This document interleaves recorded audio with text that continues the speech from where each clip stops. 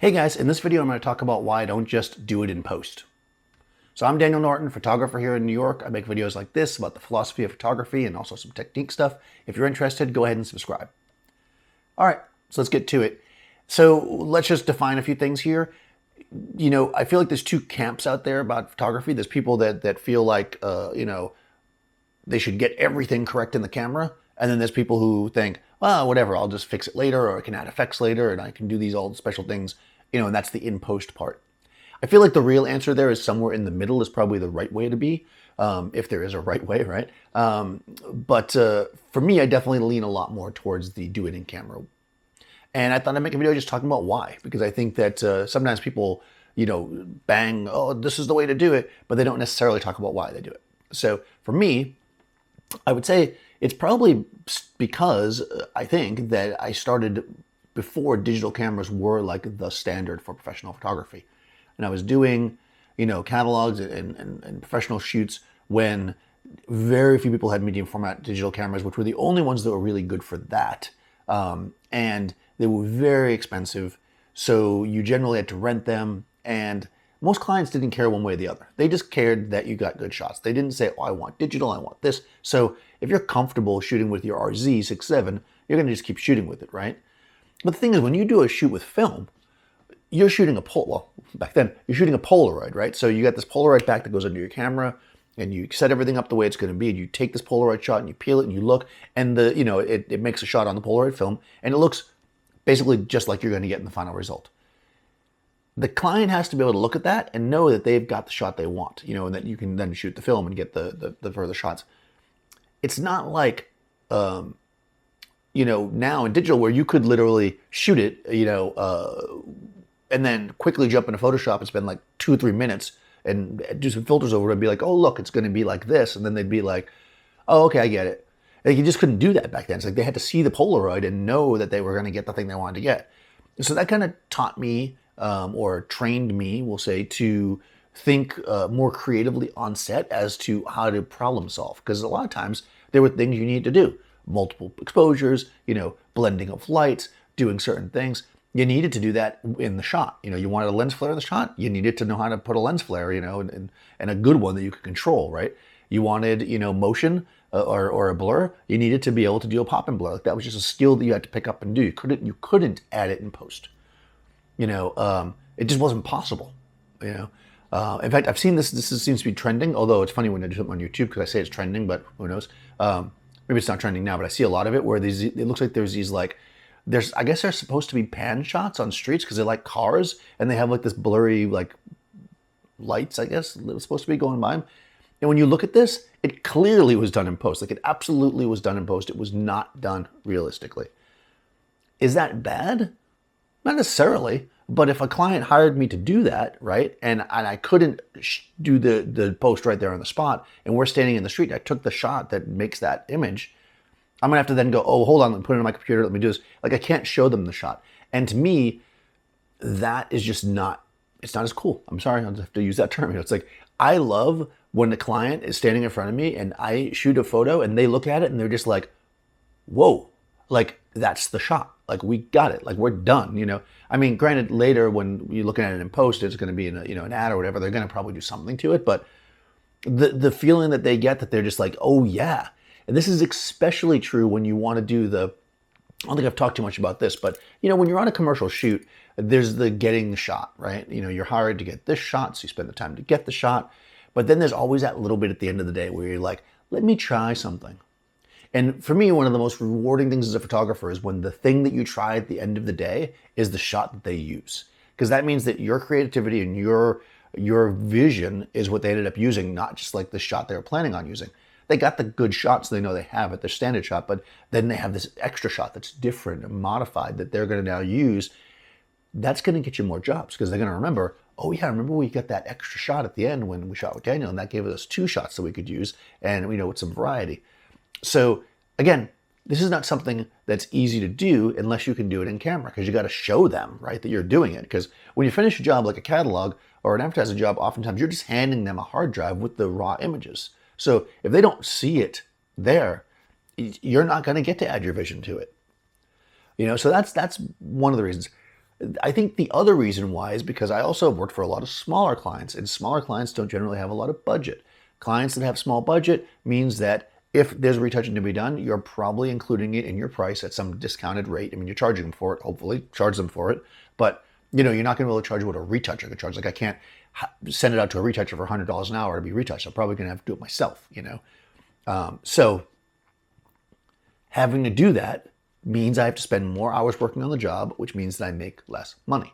If I can shoot the images and deliver them immediately with minimal work, that makes me more money. I've probably told the story before, but it's I talk about, actually, as you probably know, because I get a lot of questions about that. I use Capture One now, but I always say Lightroom brought me back to digital. So just a little quick history. I was one of the first people in Miami, because I was living on South Beach, to go digital. I bought the Canon, whatever, D30, 30D, whatever it was backwards numbers back then.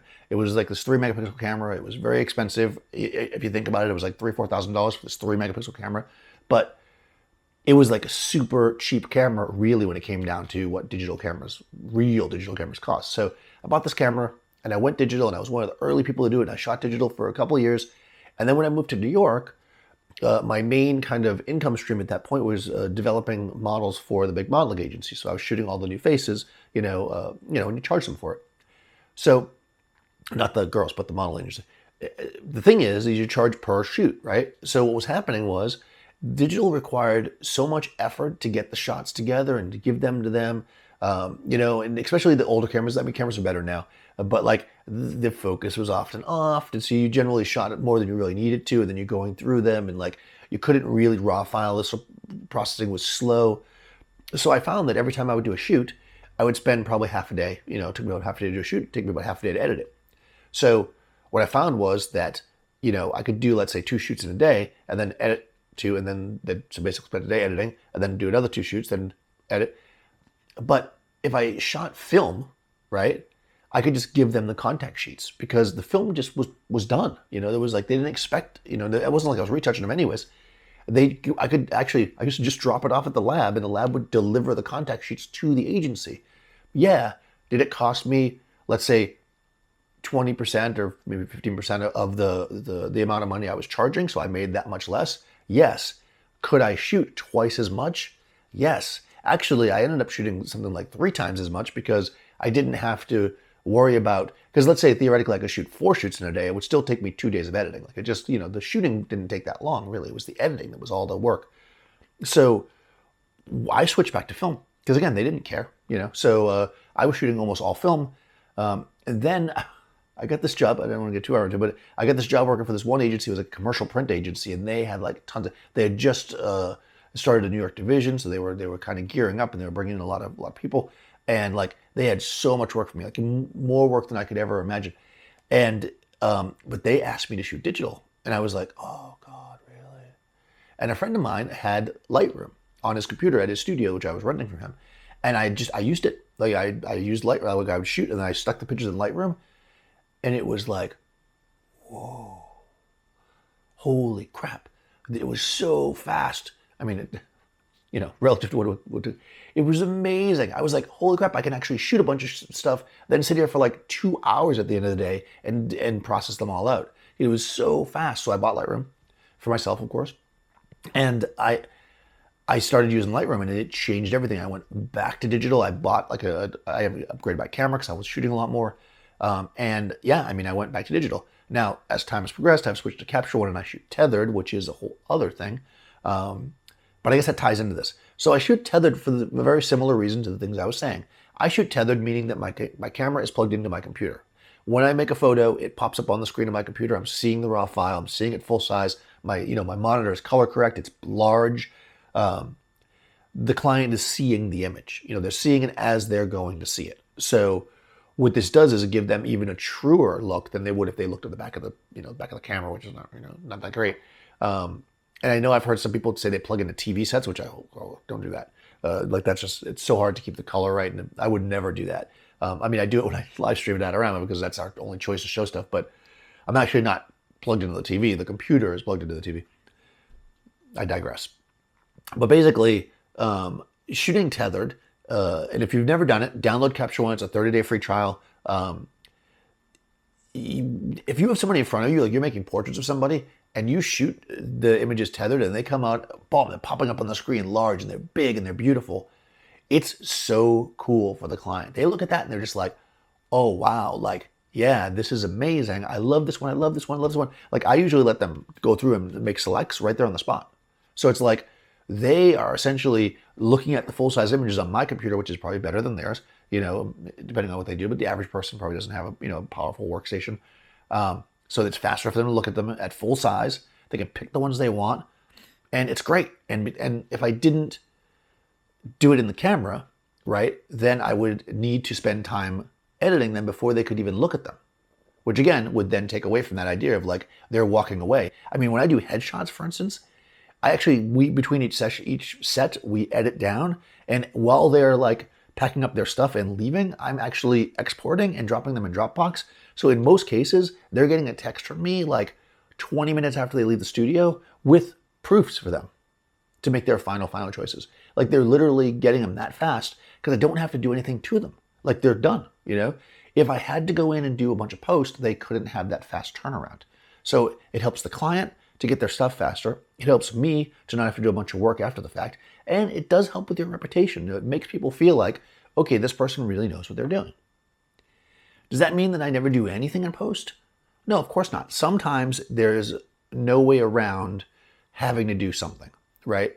There's going to be times where you need to light something, let's say a certain way, and that way is not the way that's going to, let's say, eliminate every pimple on their face and they have a pimple, or, you need to shoot something, let's say, actually, I don't know. I was about to say you could maybe manipulate later. Maybe shoot something where you're going to drop it in later on a background. Those are the only times I'd ever really do it. The whole, like anything with movement or with a different color, there is no way that I would do that, not in camera. I just don't see any reason why I would ever do that. Because if somebody was like, I want a red background, I would just make the background red. Like it's so easy to do. Why would I ever do it in post? Like I'm just spending time doing something for no reason. So absolutely, I would never ever shoot like that. If they want the background red, I'll make it red. That of course comes down to being ready and able and having gels and stuff, which is again something you should have if you're a person charging for photos, which is what you probably are if you're going to be able to, if somebody's being that demanding, they're probably charging them.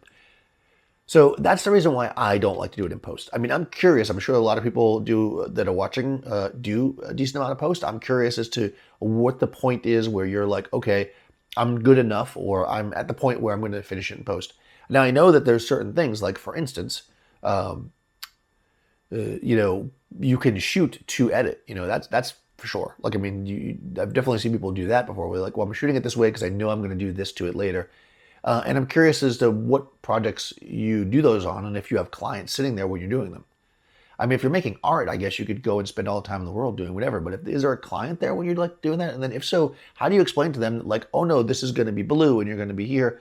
I suppose if you're doing something very zany or far out, like you're going to put them on the moon, I guess they get that. But if it's something that like isn't that far out, are they just okay? Like that's just the way it is? I mean, I'm curious. So I would like to hear from people that don't just do it in the camera and get that side of it, right? Because I would be curious. I'm not that person. And again, part of it comes down to me not wanting to do a bunch of work after the fact. And also because I really love the craft of photography, not the craft of editing, which, so if we forget about digital for a second, I didn't ever love working in the darkroom. I mean, I did it, I can, and I sometimes still do some darkroom printing. That was not my love. My love was making the photos. So even back in the darkroom days, I still tried to shoot it as clean as possible so I could literally just put the paper in there and make a print. Like I did not want to be doing tons of dodging and burning. And that's why I learned how to light and how to work the camera and how to use different tools so I wouldn't have to do that work. So that's just the way I am. I'm curious as to how you guys are. Go ahead and subscribe if you have not, and ring the bell so you get the notifications. Let me know what else you guys want to see here on this channel, and I'll see you next time.